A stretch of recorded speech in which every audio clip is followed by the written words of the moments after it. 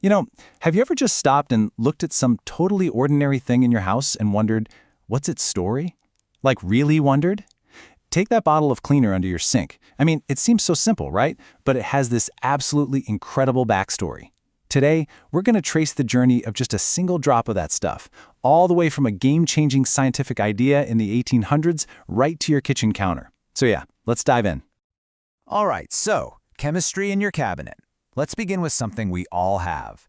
Just grab a bottle of cleaner from under the sink. You know, we use these things every single day to wipe up spills and messes, but what's really going on? What's happening at a chemical level when we just spray and wipe?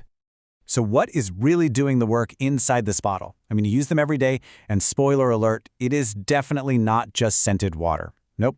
The real heavy lifting is being done by a whole team of carefully designed chemical agents, and each one has a very, very specific job to do. Okay, so let's break down this chemical dream team. First up, you've got your surfactants. Think of these as the heavy lifters, the ones that tackle all the greasy, oily messes. Then you have oxidizers. This is your bleach, for example. And these guys are basically microbe assassins. They are ruthless. And of course, you've got things like abrasives for good old-fashioned scrubbing power, and preservatives, which are there just to make sure the cleaner itself doesn't go bad. Every single one is a specialist. The science of clean, how chemistry does the dirty work. Okay, so now that we've met the players, let's zoom way in. We're talking microscopic level to see exactly how these chemicals get their hands dirty, or, well, how they get your stuff clean. This is where the real magic happens.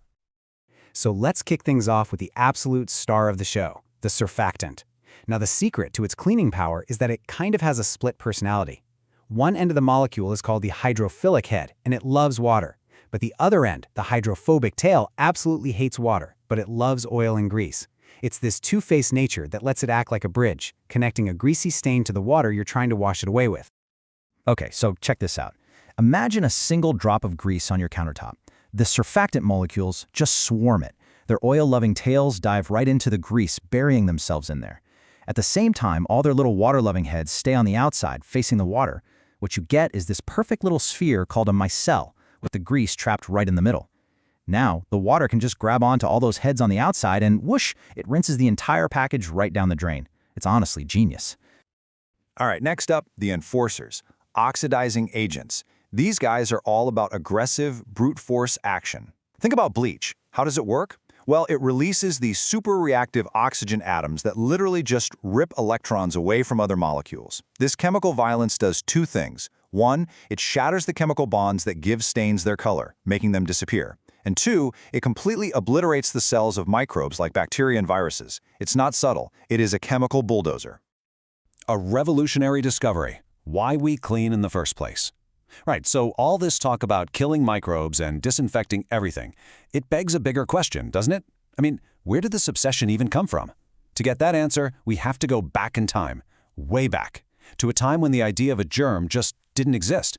A time when people genuinely believed that diseases were caused by, well, by bad smells. So, back in the 1800s, there were two huge ideas that pretty much everyone accepted. First, there was the miasma theory. The idea was simple. Bad air or nasty smells made you sick. That was it. Second, and this one's a trip, was spontaneous generation. This was the belief that life could just, poof, appear out of non-living stuff. You know, like maggots just being created by rotting meat. And then along comes this guy, Louis Pasteur, and he proposes something that sounds completely bonkers at the time, the germ theory. He says, no, it's not bad air. It's tiny, invisible, living things that are making us sick.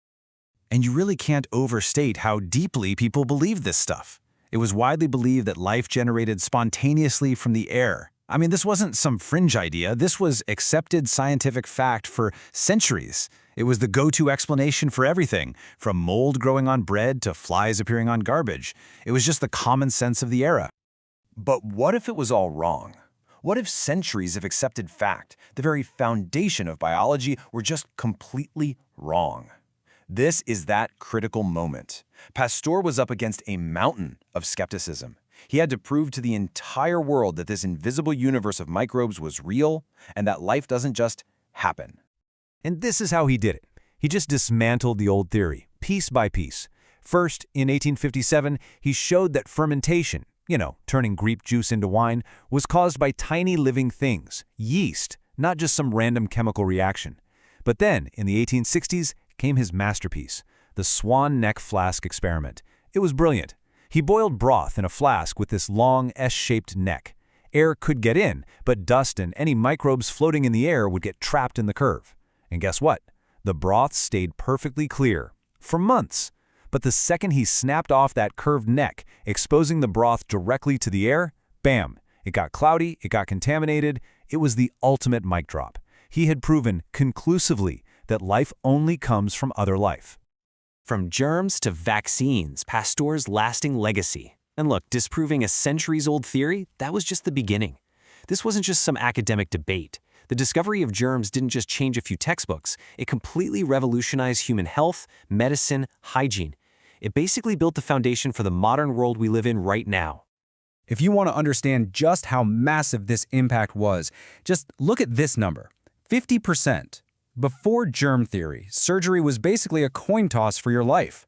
Fully half of all patients who had an operation would get a deadly infection afterwards. Just think about that. It was an absolutely terrifying reality. And now, today, in developed nations, that number is less than 5%. That drop from 50% to under 5%, that is one of the single greatest life-saving achievements in all of human history. And it's a direct line from Pasteur's discovery. It's the reason we have sterile operating rooms, antiseptics, and why we all know to, wash our hands. And the guy didn't even stop there. He had another lightning bolt idea. If specific germs cause specific diseases, well, maybe you could teach the body how to fight that one specific germ. He developed this concept of using a weakened or attenuated version of a microbe to create immunity. He was essentially building a training program for the immune system. This idea led him to create vaccines for chicken cholera, then anthrax, which saved entire industries, and then, in 1885, the big one, the first human vaccine for rabies. He literally saved people from one of the most feared diseases known to man. Our chemical ripple effect. The journey ends in our environment. So you can draw a straight line from Pasteur's revolution right to our modern ideas of hygiene and, yep, back to that bottle of cleaner we started with. But here's the thing. The journey for that single drop of cleaner, it's not over when it goes down the drain. Its story keeps going, out into our environment. See, the very same chemicals that are so incredibly effective inside our homes can create some unintended ripples out in the world. Things like phosphates and even some surfactants can end up in rivers and lakes, causing these huge algae blooms that basically suffocate all the fish. And the stuff in aerosol sprays, those volatile organic compounds, can contribute to air pollution and smog. This is the modern chapter of the story, figuring out how to balance the need for clean and safe homes with being responsible stewards of our planet. The good news is, we all get to help write a better ending to this story. And it really just starts with being a little more aware. Actually reading the label to see what's inside. Disposing of chemical waste the right way, not just pouring it down the drain. And just trying to reduce and reuse where we can. And hey, sometimes for simple jobs, old school cleaners like vinegar or baking soda are totally effective and a great alternative. So there you have it. We followed just one single drop on this epic journey, all the way from the microscopic chemistry of clean through a scientific revolution that literally saved millions and millions of lives, and finally, out into our shared environment. The unseen story is now, it's seen. So the final question isn't for me, it's for you. Now that you know the story in every drop, how will you choose to use it?